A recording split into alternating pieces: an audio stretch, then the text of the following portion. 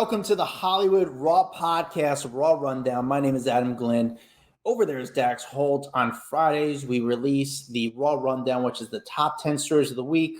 It's one of our favorite episodes to do. As always, we chit-chat about the stories, and we have sometimes a little bit of insight on the stories. Sometimes we give our perspective because we are two entertainment news journalists that have a long, long history of dealing with this type of stuff, so we kind of know how the sauce is made. You know, I would say that, right? It's a little bit of a chunky sauce, I would say. It's got some grits in it. It's got some chunks of meat that you didn't expect, but it's a deep sauce. How do we pick the top 10 stories? It goes on data, it goes on Google search, and lastly, small part goes on what we think is a little bit more important or relevant. Of course, we record this on a Thursday, so come Friday, sometimes there's a news story that drops, so we try to be as up to date as possible.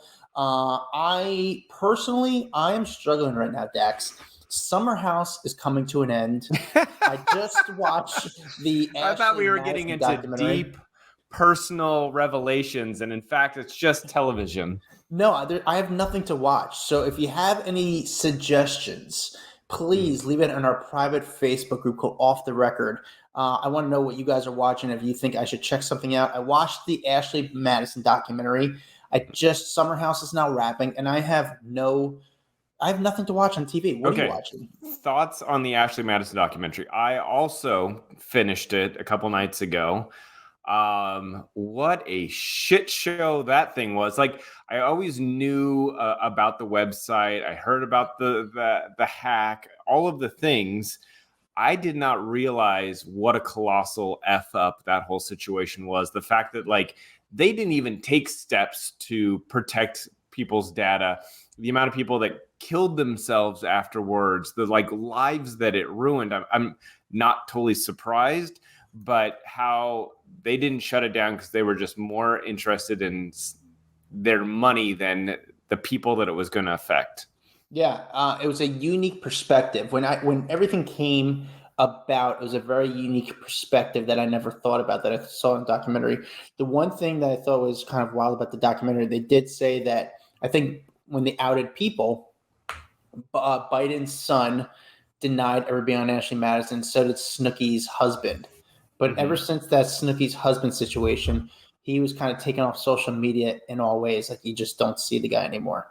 So, I don't know. You're on that list. It's a unique list. I defend it. You're such an ass. I don't know. It's weird. But hey, listen, I understand.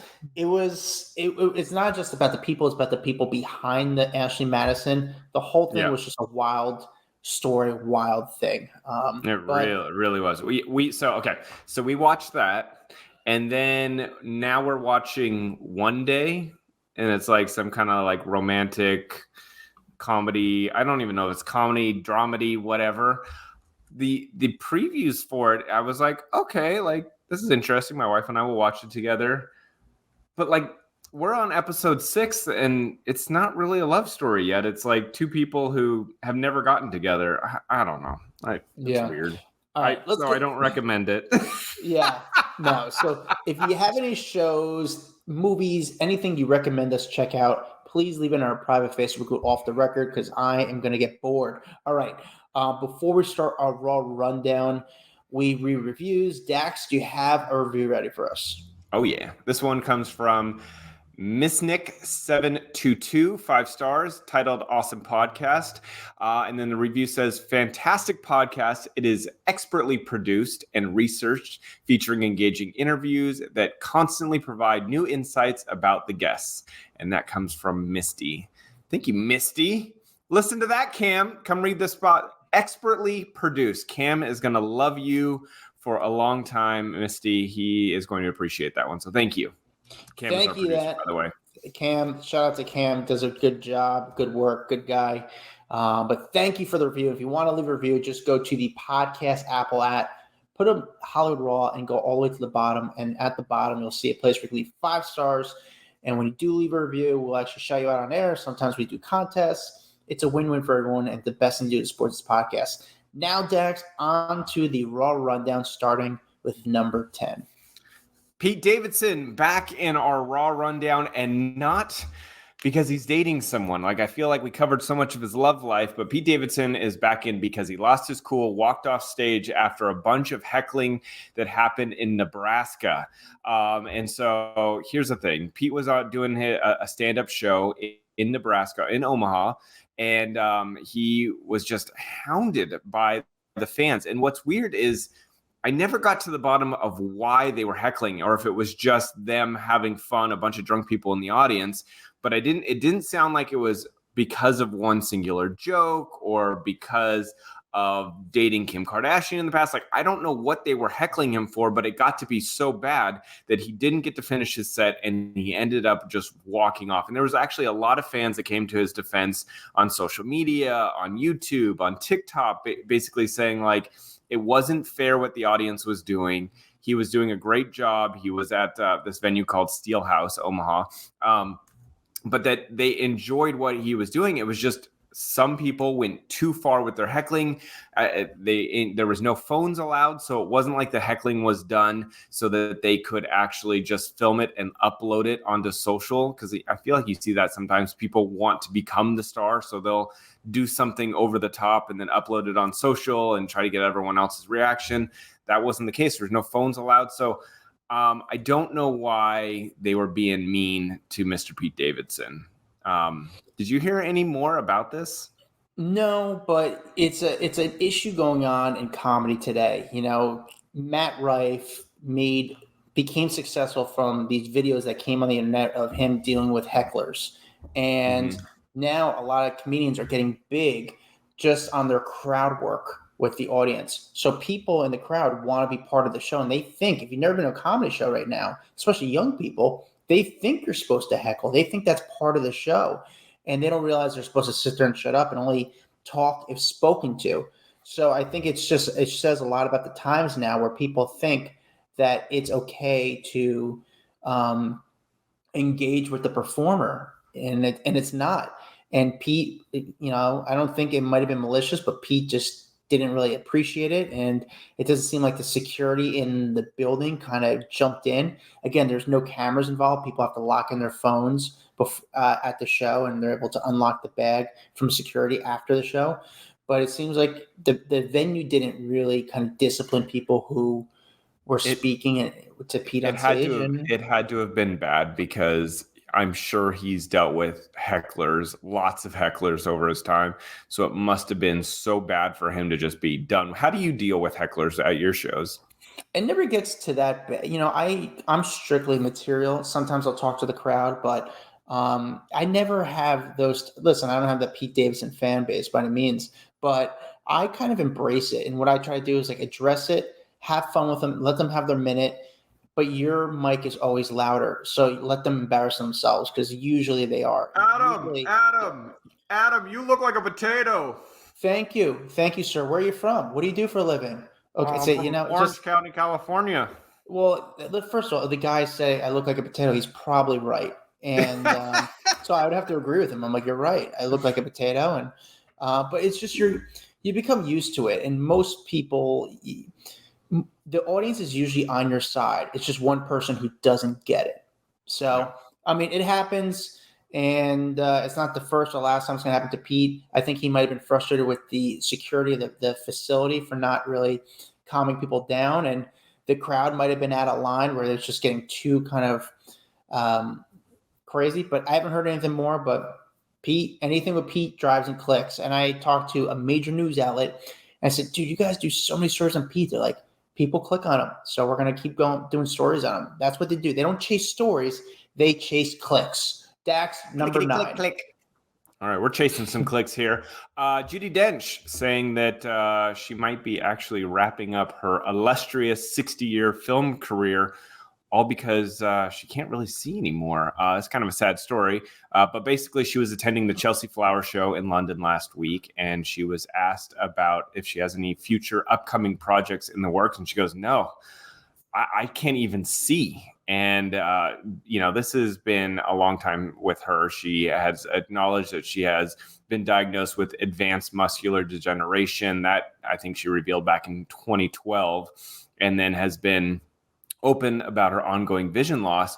Well, now it's to the point where she can't read scripts. She can't really see what's happening. She's admitted that she's a very visual person, and she used to be really good at memorizing scripts because she could see the script in her head. She could see where it was on the page, whose line it was when they were coming up to her. Like, she could just picture it all. But without your vision, if you're a visual person, you're totally screwed. And so just sad to see someone who has been so talented, has been a part of so many big productions. She's a Tony winner, but then to be disabled by this vision really, I think is probably frustrating and sucks for her. So I feel bad for her, and just sad story all around. Yeah, getting old stinks, man. 89 years old. She'll turn 90 in December. It's getting old. But great actress, by the way, Judi Dench. I don't think people we take her for granted. I think we don't talk about her enough. She's done some really great films, except like the Cats movie. We don't talk about that one. But besides that one. Do you remember her in Shakespeare in Love? She actually won an Oscar, but she was playing she was good at that, man. She was great, dude. She was always good in the James Bond movies. Like, she just was she had like a great face. Whenever she was like in a scene, she stole a scene. And when she was younger, she was not saying she's not attractive now by any means, but she was a beautiful woman, very pretty woman. And it's sad, because I think we don't acknowledge her enough, but very talented actress. Dax, number 8. Number 8, I think you guys have heard about the rumblings of this, but Travis Scott and allegedly Tyga getting into a fight in Cannes. Well, we've got some more details, and it actually wasn't Tyga who got into this very public fight. So let me get into this. It was Tyga's friend. It was Tyga's friend. So basically what happened was, after the Cannes Film Festival, there is a big party that happens afterwards, and it's like, I would say it's called the after, right? Isn't that what it's called? If I'm remembering correctly, it's called the after. But basically, Alexander A.E. Edwards, aka Cher's boyfriend, was there along with Tyga and Travis Scott, and they were all up on stage. And apparently, what happened was that the MC was introducing all of them, and at one point gives the microphone to A.E. and Travis Scott allegedly rips it out of his hand and throws it on the ground. And that's kind of what started a lot of the melee. And anyway, AE ended up throwing some fists, punching, all kinds of stuff. But it was not Tyga. Tyga was actually in the DJ booth, just sitting back and watching the whole thing unfold. So this was Richie Akiva's party. And, I don't know why Tyga got involved into it. I think the reason his name got wrapped into the story was just because of the Kylie Jenner connection. So obviously Tyga dated Kylie Jenner for a long time. Travis Scott has children with Kylie Jenner. And so I said that with like an accent, Kylie Jenner. But and so people like to put them together as like, that they've got some feud, but I know they've worked together in the past. I remember Tyga went to Travis Scott's, like, one of his first performances after the Astroworld incident. So he supported him. So I think people were kind of making more out of this than what it needed to be. And then AE ended up showing up and in Saint-Tropez with Cher, walking around, looking just fine, enjoying. This relationship still, I think it's so funny. They seem like such the odd pair. You've got Cher, who, she's out strolling around, and I just never pictured these two together. It's hilarious. What is their age difference? Like something crazy? Like 30 or 40 years, something like that? Well, Dax, I texted you right after this thing happened, and I sent you video of it. I wanted you, so we break stories in our private Facebook group. And before the story came out, I heard everything that happened, and I wasn't in front of a computer. So I was sending to you so we could kind of break the news in our private Facebook group off the record. Of course, you didn't get the message till late, and then the story broke somewhere else. And we're like, Dax, we had the story first. But it's crazy because Travis Scott, who's been really trying to clean up his image in the last year or so since Astroworld, the disaster at Astroworld. And he's doing a lot of charity with Michael Rubin, and he's actually become a lot more available and like taking photos with fans. Like he used to be like this vampire you should never see. And when he would take photos, he would hide his face. But now, ever since Astroworld, he's become, I don't know if things calmed down a little bit, but he's been more around and more like close, more nicer, I'd say, a little bit to fans. He's more accessible. And Good you think, oh reality man, check Travis, for him. yeah, it was a good like PR for him. And then all of a sudden this happens. Like, dude, why you get into fights? Why are you really getting into fights? And it came down to obviously this guy that's with Cher, and we still don't even know what he really does, but except hook up with Cher. And he's all saying it's just, everything's cool now. It's stupid fights. But good news. It was a good story. The video I had, the video that came out, someone else had video. Their video was better because it was brighter. Mine was a little bit darker, but we had the story first. Just Dax got the message. Yeah, so take that, other person with your better video. Yes. We had it first. Yeah. All right, Dax, number 7. All right, Diddy facing more issues. Number 1, he's got a new accuser. If you did not hear about this late last week, a new accuser came forward and filed a lawsuit against him. This makes it number 7, the 7th accuser. Her name is April Lampros. She basically said she met Diddy at a Soho bar back in 1995, where he allegedly filled her with alcohol, and then she claims took her back to his hotel room where he allegedly sexually assault took place. She then in there, which I found amusing, but basically she recalls that his penis being adolescent size, length, and width, it reads. And I'm like, I don't feel like that helps add credibility to your lawsuit when you like take a dig at the guy. You know what I'm saying? Like we already got the idea, you're claiming this, but then to be like, but it's got a small wiener, that doesn't help out in the lawsuit, in my opinion. Yeah, I think they were really trying to hit them a little bit where it hurts. I mean, trying to embarrass them. There's a lot more going on with Diddy. In fact, his PR team, he had a crisis PR team. This is not out there yet. P. Diddy hired a crisis PR team to help him out with the whole situation. Just couldn't keep up with their fees and their price tag, so had to drop the crisis PR team. I guess it's to pay for some of the lawyers, but allegedly there's more videos out there that we'll see if they get released, and they're not going to help out his case. And on top of that, it was Rolling Stone did a whole huge article on him this week. If you guys want some more reading material, they did an exclusive, but basically a 6-month investigation, and they're saying that they uncovered a bunch of stuff, alleged allegations against him that date back to his college years. Someone saying that he allegedly beat up a music executive over someone's relationship with his ex, Kim Porter. Combs sexually harassing a business associate at a 2001 party, allegedly attacking a woman inside Bad Boy offices. I mean, it's like incident after incident after incident. So if you would like to go check out the Rolling Stone article, because that's got a lot of details and stuff he's been a part of. I do have a little beef with this Rolling Stone article. Rolling Stone, let's be real, is a outlet that's been having a lot of issues. They say they've been working on the story for 9 months. Why release it now? Why didn't you release all the information they had months ago? And you just decided now? This is Rolling Stone. This is nothing against Diddy. I think what's going on with Diddy, we'll find out. I mean, I think there's going to be a lot to come out. I mean, showed the video of Cassie. I think that speaks for itself. When it goes to Rolling Stone, they are a little bit clout chasing. They're chasing after clicks, and they know when you put a story out there, like Business Insider does, people kind of look at the story that Rolling Stone did. Everyone's, I would say, looking for clicks on this story. Every newspaper, website, magazine is covering Diddy right now. I mean, even we did a whole episode devoted towards Diddy.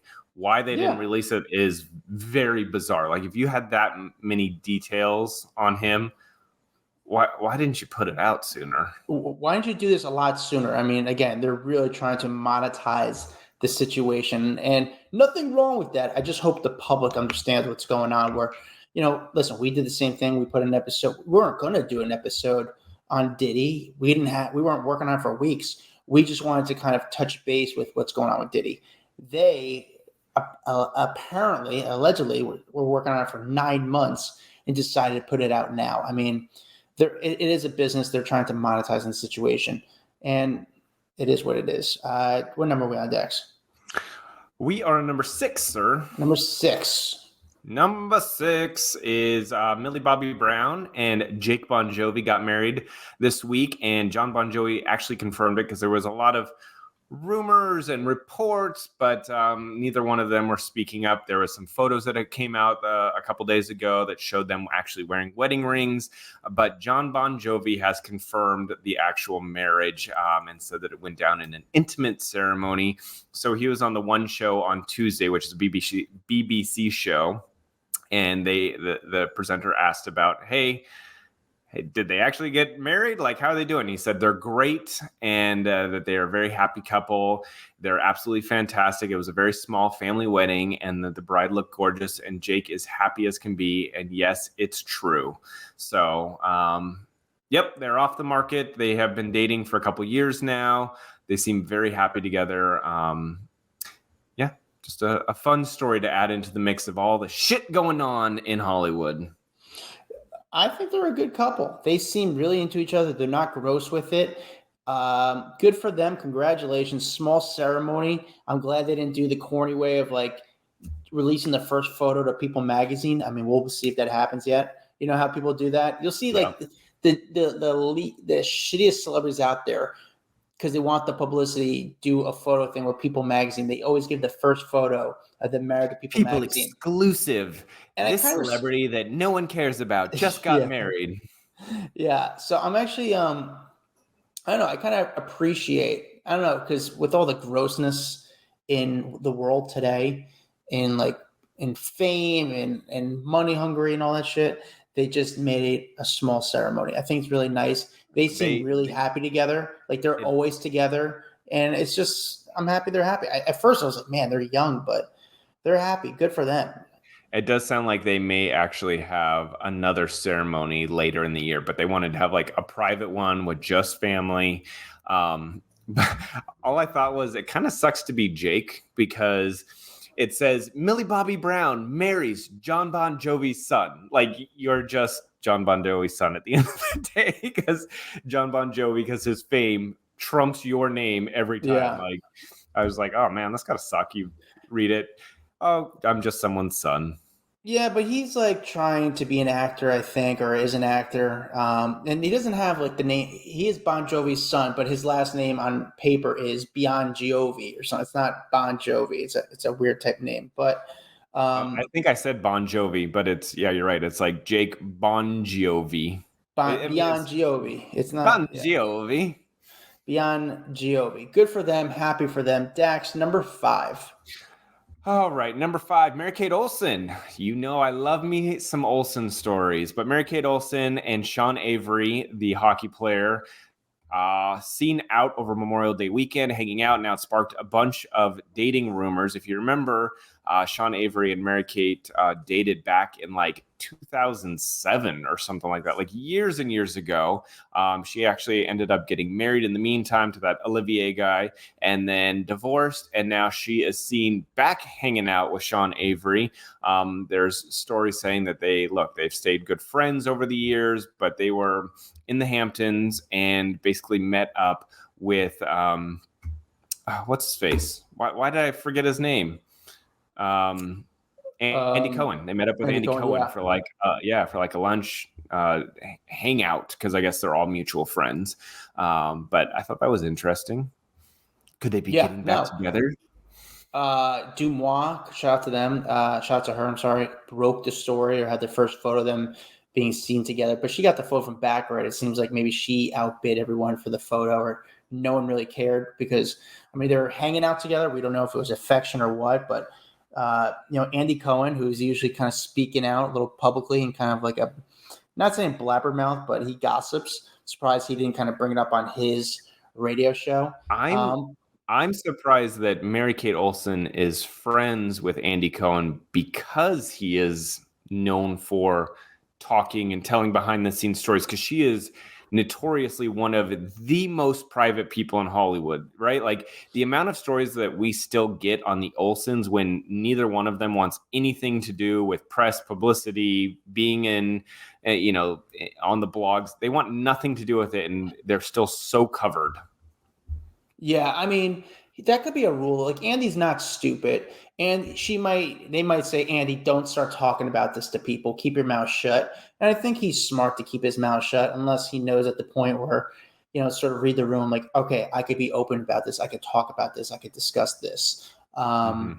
So I think Andy's been around in the game long enough where he knows when he's allowed to talk and not talk. He doesn't want to take the page out of like a Kathy Griffin book and ruin his relationships. But also he's like one of those guys where he's fun to be around.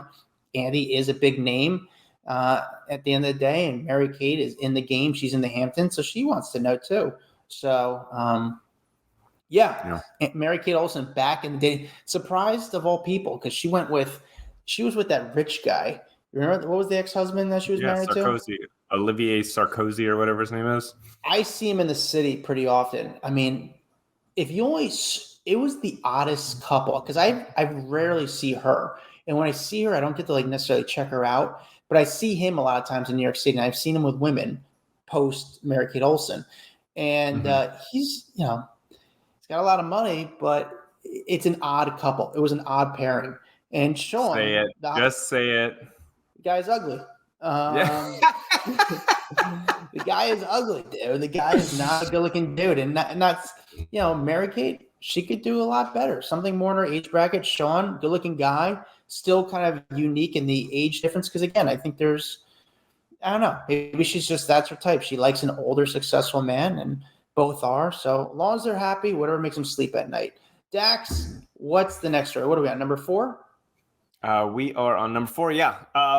Terrible box office weekend for Memorial Day. The worst box office in like decades. Really bad. But basically, Garfield and Furiosa just suffered terrible numbers, bringing in $32 million for Furiosa, a Mad Max saga, and $31.1 million for the Garfield movie, which is not good for this. If you remember looking back the last couple of years, Little Mermaid came out last year at this time, $117 million on the opening weekend. The year before that, Top Gun Maverick, which brought in $160 million, and that was really kind of what brought us all back after the pandemic. But it's bad. The last movie that did this terrible was Casper, way back in 1995, that did $22.5 million, because the Memorial Day weekend is a huge weekend for people to go. They're like, don't have anything to do. Let's go watch a movie on the weekend. And it's pretty terrible. So anyway, we'll see how, Dune 2 is doing pretty good so far, bringing in $81.5 million in the first weekend in theaters. So that's good for this year. And then, Deadpool and Wolverine's coming out and pretty soon, and they've already got $8 million in pre-sale tickets. So that might kind of revitalize the box office, but it does make you think, like, are people just not watching? Do they not want to go? Like, what is it that made that? Because you would think a Mad Max movie would actually draw people to the theaters. And anytime there's any cartoon, especially like a Garfield, families go. And when you have a family movie, you make a lot of money because you're buying normally like 4, 5, 6 tickets to go see a movie. Whereas, a rated R, 2 tickets for people essentially per family. So curious to see how box office hits. Hopefully Deadpool and Wolverine. It looks good. It looks really good. Yeah. All the like cameos. Jen Garner is going to be in it. I didn't realize she was reprising her role of Elektra, so that could be kind of interesting. Could be fun. Yeah, I actually just found out today for that movie, they're not doing a huge premiere. You would think with the Marvel and all that stuff behind and Disney, they would make it a massive, huge thing. And they're going to do a premiere. It's going to be a solid premiere, but they're not going to throw extra gas onto it. I don't think they need to. That's the thing, is I don't think they really need to. I think the movie, at the end of the day, sells itself. As far as the movies, Ryan and Hugh sell the movie by themselves. The characters will bring people in for sure. Yeah. Why people aren't going to movies, we don't know. I think there's not enough excitement around the movies that are out. People will go to the movies if there is excitement. I know the economy is not doing that great, depending on who you ask. Some people might say it's doing great. Some people say it's not doing great. No one's saying it's doing great. Let's be realistic. It depends what politician you talk to. But at the end of the day, it's not cheap to go to the movies. However, people will go to the movies if there's anticipation and excitement for the movie. Look at Barbie last year. People went to the movies. That movie did insane numbers. So there is some life there. I just think we have to figure out the marketing techniques just for these movies. I mean, Jennifer Lopez tried figuring it out, trying to, kind of stir up the conversation about, is she going to be married? Is she going to stay with Ben Affleck? We didn't realize behind all that, there was a movie coming out with her name on it. So, it was an interesting way of promoting the movie. It just did not work. But there's been, over the years, Dax, what are some other flops that have happened during Memorial Day weekend? Do you know any? No, Casper was the only one that I saw come up because it was the most noteworthy, but I did not go back to research flops on Memorial Day weekend. No. Yeah, if I could be wrong, I don't know. If I look back, I'm probably wrong. I'm not going to look it up, but people are going to be yelling at me. I think Independence Day came out Memorial Day weekend, if I remember. It didn't come out on 4th of July weekend? Maybe it did. I just remember going to see that movie. I remember seeing that movie in theaters, and I was blown away by it and the excitement around that movie. A big deal. Oh man, I remember. Young people never realize the excitement of a movie coming out. Watching a movie trailer. In fact, there is a movie trailer. Did you see you probably didn't see it, Dax, but the trailer for the new Brad Pitt and George Clooney movie came out, and it looks good. It looks really cool. I didn't even know they were doing a movie together. Yeah, they shot it about a year ago in New York. Actually, during COVID-ish during New York, and the trailer looks really good. So I'm excited for that. When you have a Leo movie, when you have a Brad Pitt movie, they alone just sell the movie, because I just feel like their batting average for successful movies is very high. 100%. Yeah, Dax, number 3. Woo! Sean Kingston has been in a lot of trouble lately. Maybe you saw press go up this week about him getting arrested. Well, he was, he was arrested basically on charges of $1 million in fraud. Him and his mother so he was arrested on Thursday in Fort Irwin, which is an Army training base in California's Mojave Desert, where he was performing. His mom was arrested in Florida, and basically they are going to be headed to a Florida court because, him being in California, they're not fighting extradition, and agreed to be turned over to authorities in Florida, where him and his mother will be charged with committing more than $1 million in fraud. This is a huge deal. Let me scroll down here to the actual deals, but the warrants in this case say that from October to March, they stole almost $500,000 in jewelry, more than $200,000 from a Bank of America, $160,000 from an Escalade dealer, and more than $100,000 from a First Republic bank, $86,000 from a maker of customized beds. And so they're going to have to go to court and fight this.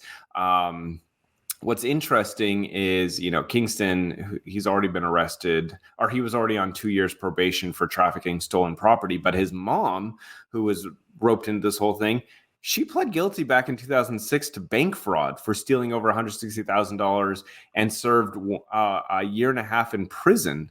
So they are no, first-time offenders here. This could equal some pretty bad news for Sean Kingston.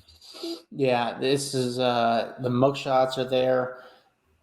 You see, they took out his TV. He had this over 6-figure TV where it was a digital kind of monitor system. The government took his TV. I remember going to his house once. He had a house in LA, and it was in the Hollywood Hills-ish. It was a nice house. And I remember walking in, it was bare. And I was like, what's going on here? And then I realized he's renting the house. He didn't own the house. It was just very... And renting with $1 billion TV, son of a bitch. But I remember being around the house, and his mom was there, and I couldn't believe how close he was with his mom. Did you have your watch stolen from you while you were in there? No. I made sure to always keep clapping. I kept clapping my hands the entire time, because then I figured my hands are moving. They can never really grab it from me, sneak it away from me. But I remember he was in the house, and she was like, Sean, they're waiting for you because we're about to shoot something. It took him 30 minutes to come from his room. I'm like, dude, we're right here. It's our house. Come downstairs. Like, what are we waiting for? Like, you weren't. And then he came out. He was like all dusty and stuff. We're like, dude, what are you? Dusty? It's not Why like was he he showered. He just looked dusty. He was like he was like wearing one of those shirts where it had all like the dust on it. What's that stuff? What like are you talking about? The dust? It's not like dust. What's it? A lint on the shirt. You know what I'm saying? I remember he came down with a shirt with so much lint, and I was like, "Oh God, I wouldn't like that's okay." And I remember he was like, "What's up, man?" I was like, "All right, are you doing rock stars to us? Or are you just alpha in us?" It was just so bizarre. That was but I was in his house, and I remember like there was like Frosted Flakes or some cereal everywhere. You remember the most random details. Yeah, I know. Dusty ass Sean Kingston eating Frosted Flakes. Dude, you know what? This has nothing to do with the legal story. So people listening, I'm like, what are you talking about? I'm like, I'm just rambling, guys. I'm just like, I'm like reflecting on my life. Like, what was I doing there? All right, Dax, number 2. Number 2. Oh, this is a sad story. General Hospital actor Johnny Wachter, I hope I said his name correct, shot and killed this week after alleged theft gone wrong. So a lot of people recognize him from obviously General Hospital. He's done a bunch of other work though on other TV shows. He was in Army Wives. He was on Westworld, NCIS, Station 19, Criminal Minds, Hollywood Girl. He's a pretty recognizable guy, but basically he was shot and killed downtown Los Angeles on Saturday morning.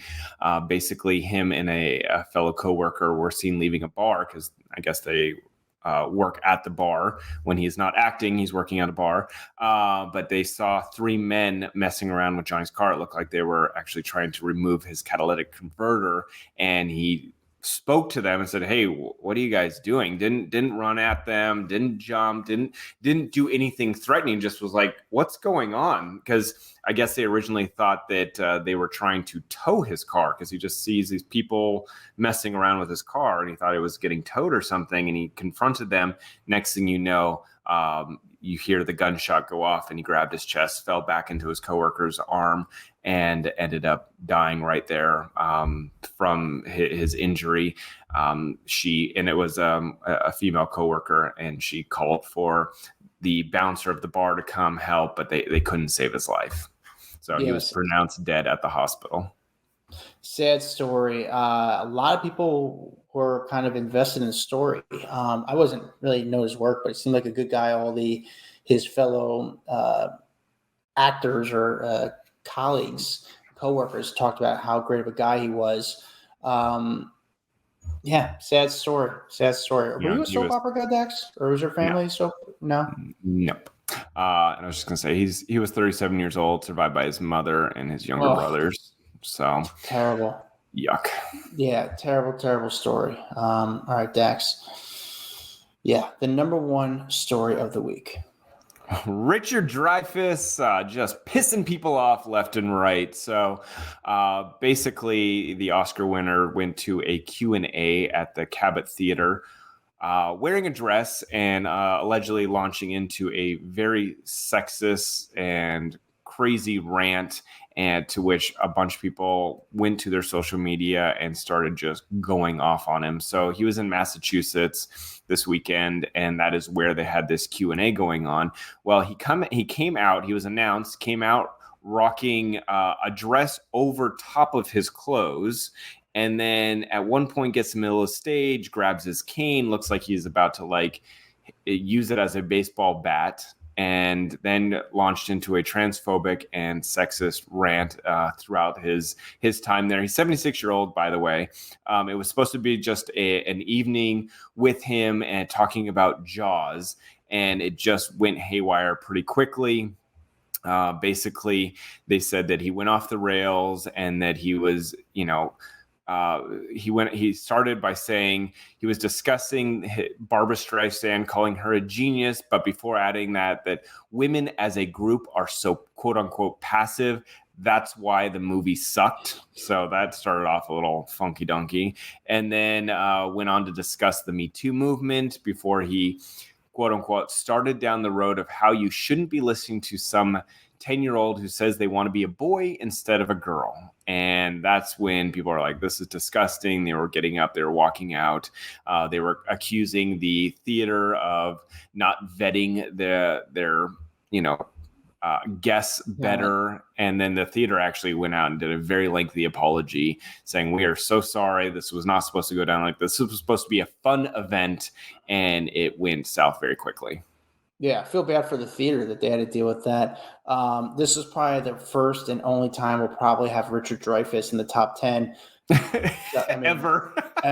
I just saw him at I was at this Comic-Con. He was there. I didn't say anything to him, but I just saw him in person. The guy's 76 years old, going through it. I don't know if he's still working. I think it's just sometimes people get old and they just stop caring. Yeah, he just stopped caring, and that's it. And he's got his opinion, and he thought that was the time to air it out. He thought other people might agree with him. Unfortunately, times are different these days, and now the media jumped on it, and the media was able to kind of I wouldn't say cancel him, but they kind of did what they do when it came to canceling people. And the story got a lot of traction, and a lot of people were clicking on this story because I think people are curious on what did he exactly say. Then they got to the responses of people, and they kept really just going on and on about essentially canceling Richard Dreyfuss. Did it cancel him? Guy's 76 years old. I don't think he really cares. So, I